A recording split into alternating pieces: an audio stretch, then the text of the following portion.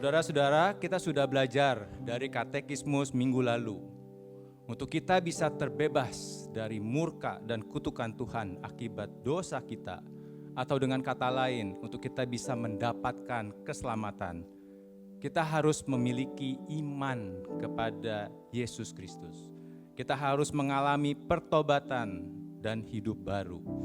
Dan yang terakhir, kita harus bertekun dalam sarana anugerah yang Kristus tentukan.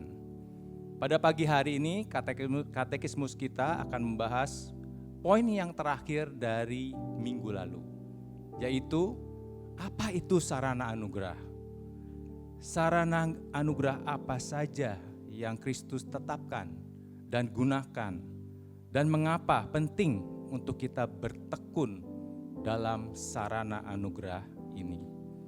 Saudara-saudara, seperti kabel dan colokan listrik. Mungkin slide-nya ya, terima kasih. Seperti kabel dan colokan listrik digunakan untuk mengalirkan listrik. Dan pipa air digunakan untuk menyalurkan air.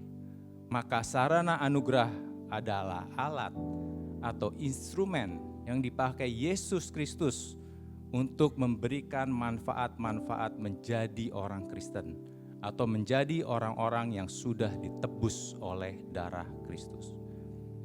Tuhan Yesus menetapkan 3 sarana anugerah yang khusus, yaitu firman Tuhan, sakramen, baik baptisan maupun perjamuan kudus, dan doa.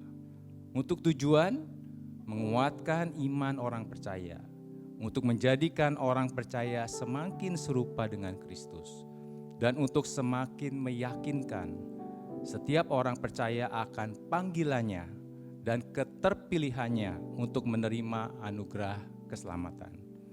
Surat 2 Petrus 1 ayat 10 mengatakan, "Karena itu saudara-saudara, berusahalah sungguh-sungguh." Dalam konteks kita hari ini adalah bertekunlah dalam sarana anugerah yang ditetapkan Kristus, supaya panggilan dan keterpilihanmu makin teguh. Sebab jikalau kamu melakukannya, kamu tidak akan pernah tersandung. Maksud Rasul Petrus tentunya adalah kita tidak akan pernah tersandung sampai Kristus datang kedua kali. Saudara-saudara, bertekun dalam sarana anugerah tidak membawa kita kepada keselamatan. Karena kita tahu keselamatan hanya lewat iman dan pertobatan.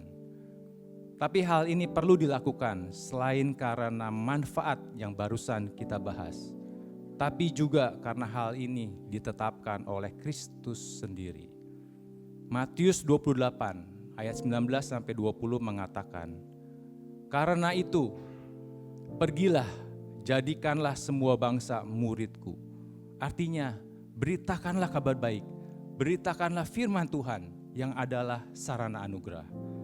Dan baptislah mereka dalam nama Bapa dan Anak dan Roh Kudus. Artinya, lakukan sakramen yang juga adalah sarana anugerah. Dan ajarlah mereka melakukan segala sesuatu yang telah kuperintahkan kepadamu. Apa yang Yesus perintahkan?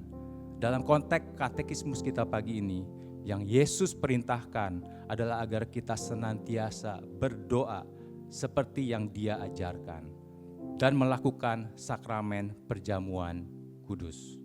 Keduanya ini juga adalah sarana anugerah yang ditetapkan oleh Kristus. Oleh sebab itu, saudara-saudara, penting untuk kita perhatikan, gereja yang utuh adalah gereja yang setia memberitakan firman Tuhan, melakukan sakramen, baik baptisan maupun perjamuan kudus, dan yang menghimbau jemaatnya untuk berdoa, baik secara personal maupun komunal.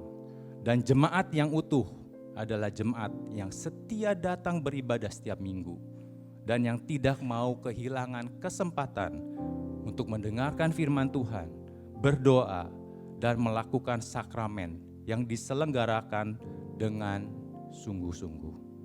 Sekian pembahasan katekismus kita pagi hari ini.